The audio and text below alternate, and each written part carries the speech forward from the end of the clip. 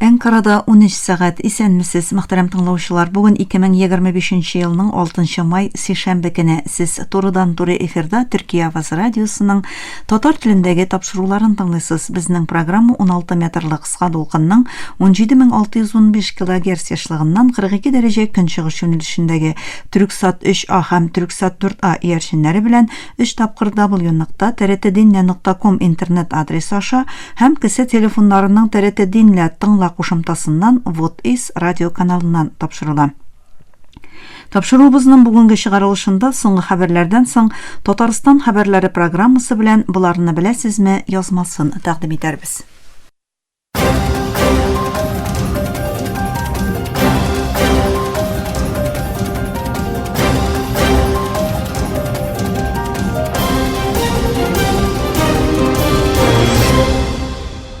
Соңгы хәбәрләр.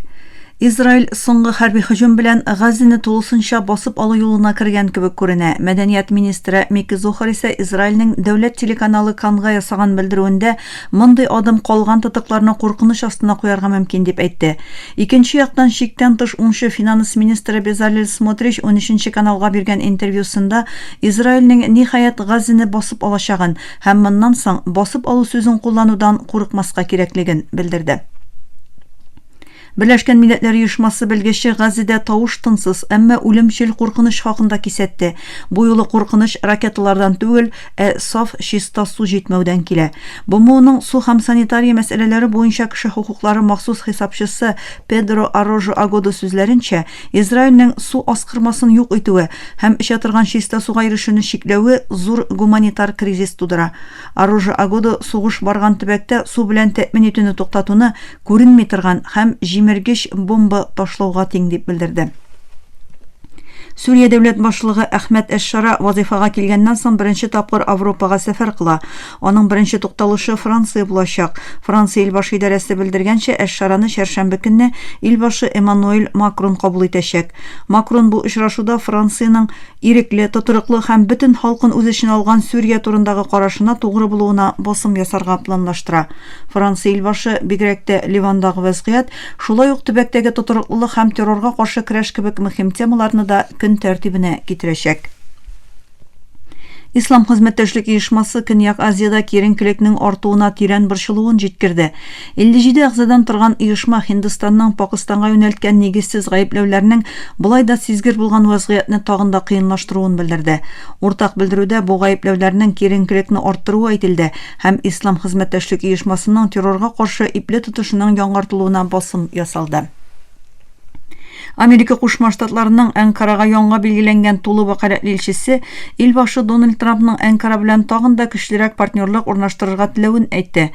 Төркия башкаласында журналистларның сорауларына җавап биргән Томас Барак илбашының юлламасы ачык дип белдерде һәм АКШ-Төркия берлектәшлеген лаек дәрәҗәгә күтәрү вакыты җитте дип әйтте.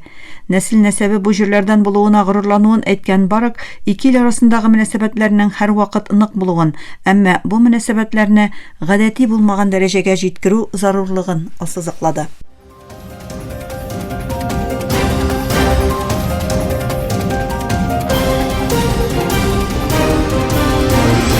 Türkiye Avazı dolqınlarında соңгы хәбәрләр тыңлыйсыз. Украина төн уртасында 100дән артык дрон җибәргәннән соң Русия аэропортларында хәрәкәт чикләүләре кертелде. Бу һөҗүмнәр Мәскәүдә 2нче Бөтендөнья сугышында җиңү парадына берничә көн кала ясалды.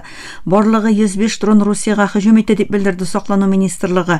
Әлеге һөҗүмнәр 9 майда 2нче Бөтендөнья сугышында җиңүнең 80 еллыгы уңаеннан Мәскәүдә узачак һәм илбашы Владимир Путин җитәкчелек итәчәк тантаналардан алда ясалды.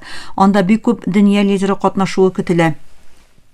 Hava саклану кешеләре Мәскәү тирәсендә 19 дронны бәреп төшерде һәм калдыклар шәһәрнең көньягында урнашкан зур урамга килеп төште.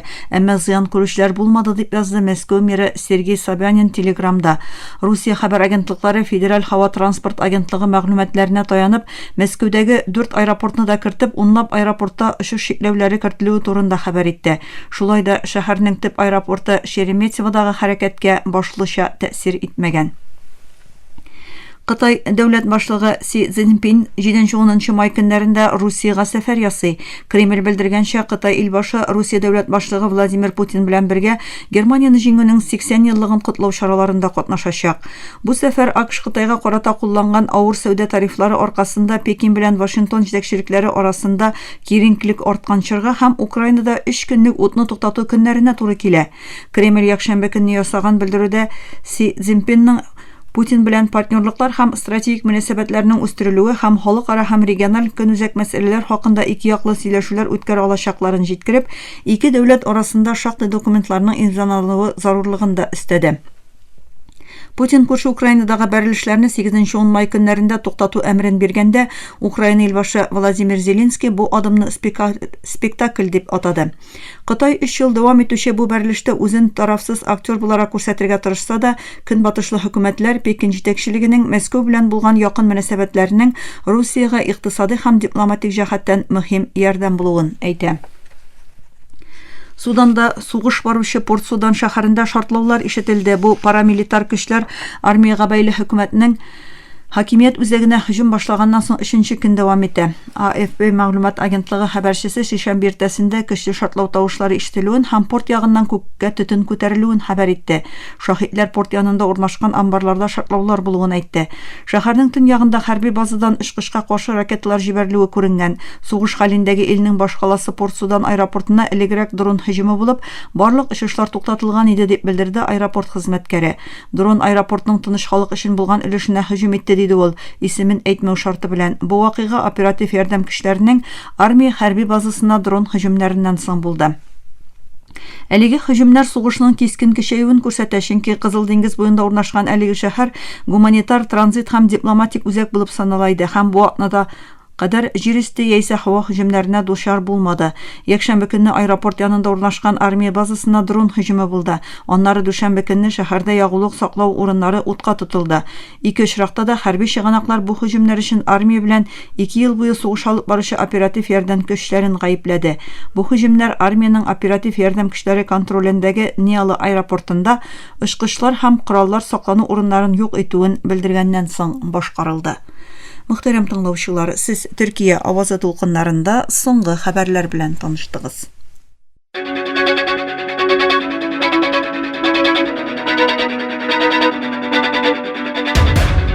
Төркия авазы радиосы бөтен дөньяга яңгырый.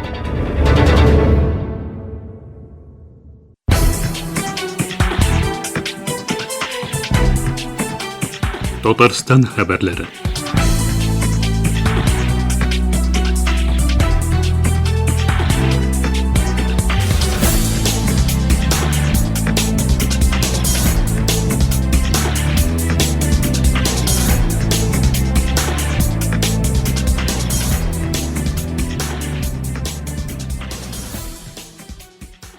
Кичә Татарстан рәисе Рөстәм Миңнеханов республиканың Орча районында булды. Ул райондагы чәчү барышын карады. Хуҗалыклар җитәкчеләре, инвесторлар, авыл җирлекләре башлыклары белән очрашуда район халкын борчыган актуаль мәсьәләләр күтәрелде. Моннан тыш Татарстан җитәкчесе Габдулла Тукай музей комплексында булды. Анда аңа Ия елгасы яры буйлап Тукай эзләре буенча туристик маршрут концепциясын тәкъдим иттеләр. Яр буйлап тулы маршрут 3 километр тәшкил итә. Соңыннан Рөстәм Миңнеханов Тукай һәйкәленә чәчәкләр куйды. 3 һәм 4 майда Татарстан башкаласында Казан марафоны узды. Шара физик культура һәм спортны үстерү дәүләт программасы кысаларында гамәлгә ашырылды. Приз фонды 7 миллион 400 мең сум тәшкил итте. Казан марафоны 2025-тә рекордлы санда 35 мең кеше катнашты. Дмитрий Неделин җиңүче булды. Аңа Алексей Соколовның 2007 елда куелган ил күләм рекордын кабатларга нибары 30 секунд җитмәде.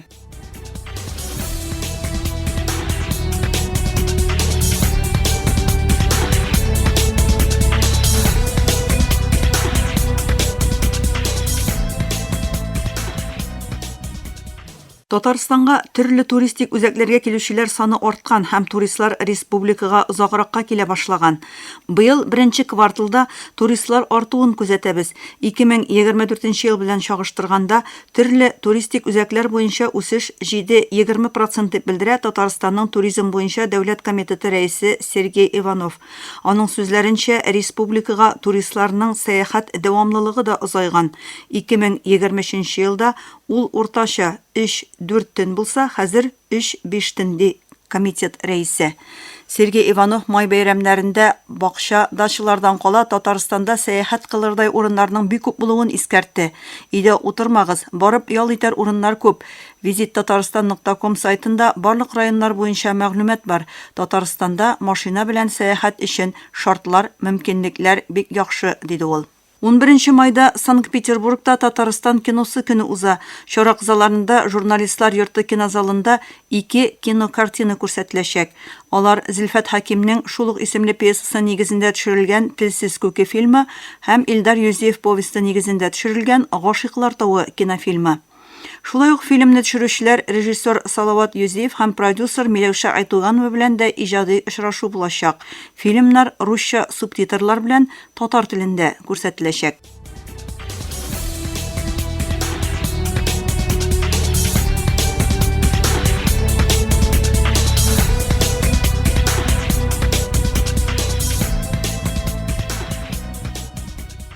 Татарстанда туристик объектларны популярлаштыру өчен Татарстан урыннары исемле яңа проект барлыкка килгән.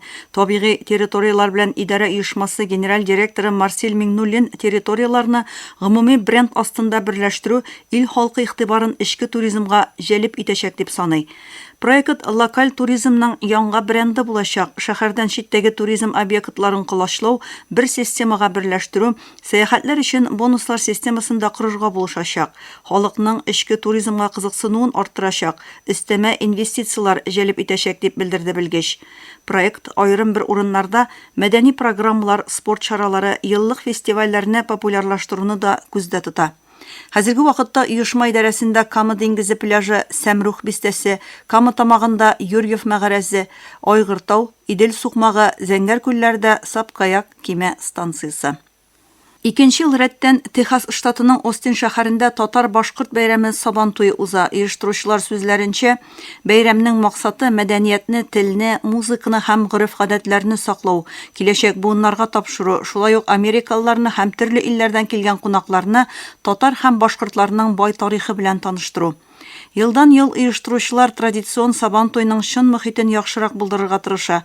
Бәйрәмдә ярминкә, милли уеннар, милли ризыклар, халык костюмнары, җырлар, традицион бәйгеләр һәм бөтен гаилә өчен интерактивлар булган. АКШтагы татар диаспорасы җитәкчелеге бәйрәм уздыруда ярдәм өчен татар һәм башкорт диаспорасы вәкилләренә генә түгел, дуслык кыйммәтен, гореф-гадәтләргә һәм милли төрлелеккә хөрмәт белән карый торган америкалыларга, башка халык һәм мәдәният вәкилләренә дә рәхмәт белдерә. Россиядә һәм айрым алганда Татарстанда хәләл стандартларны туры килә торган косметикага ихтыяҗ арта. Хәләл косметикага өстенлек бирүче клиентлар саны 1 ел эчендә 26%-ка арткан. Аны 362 меңнән артык кеше сатып алган. Мондый продукция сату күләме буенча республика илдә 8нче урынны алган. Аны Мәскәү өлкәсе, Санкт-Петербург, Ростов өлкәсе, Краснодар крае, Свердловск һәм Ленинград өлкәләре узып киткән. 2025 елның 1нче кварталында бөтен косметиканы сату әйләнешендә хәләл товарлар өлеше Татарстанда 0,61%-ка җиткән. Шуның аркасында республика Русиядә бу күрсәткеч буенча 2нче урынны алган.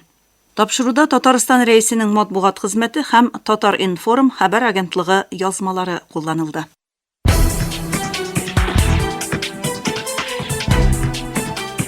Татарстан хәбәрләре.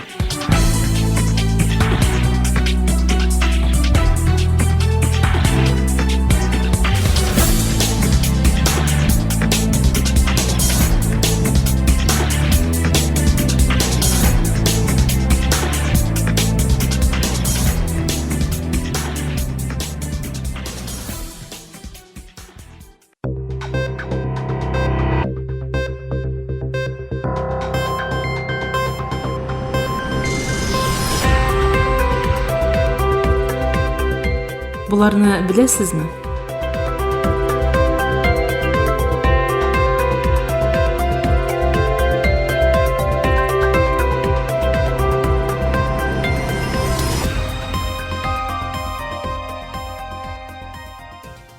Мөхтәрәм тыңлаучылар, Төркиядә ЮНЕСКО саклауы астындагы биосфера саклагычының булуын беләйдегезме?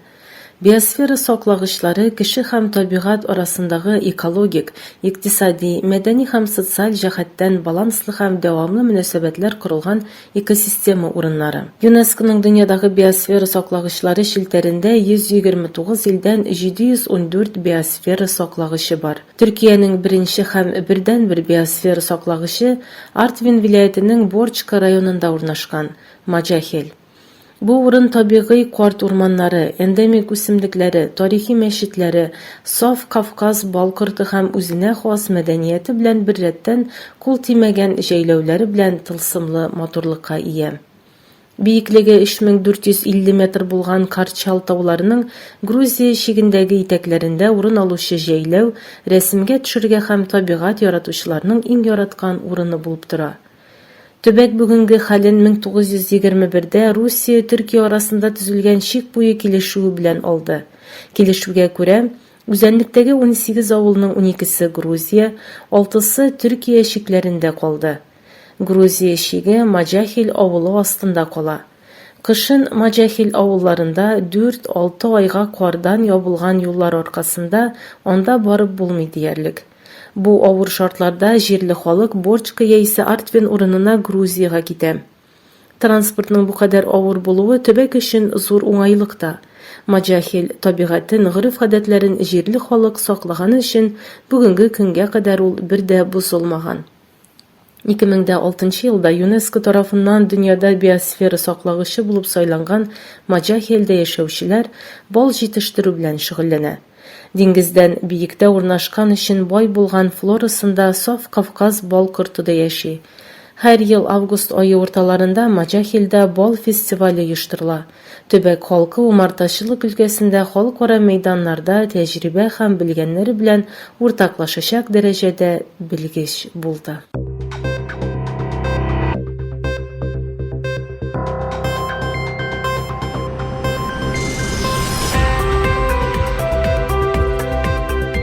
Буларны беләсезме?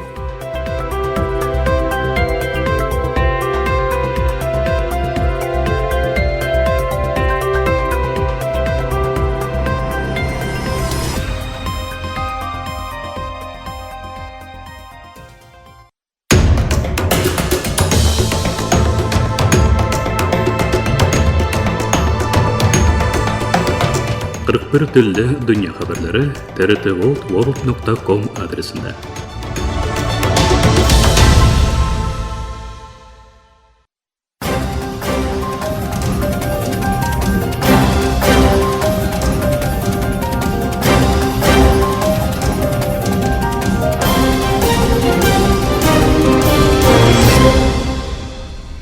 Мөхтәрәм тыңлаучылар, Төркия авазы радиосының татар телендәге тапшырулары шушының белән ахырына якынлашты.